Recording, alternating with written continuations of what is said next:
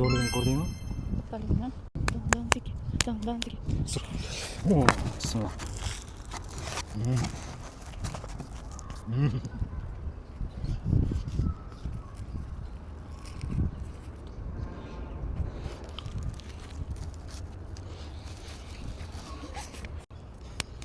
Çok.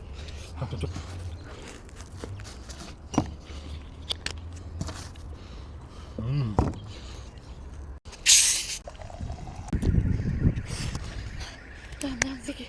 Wow.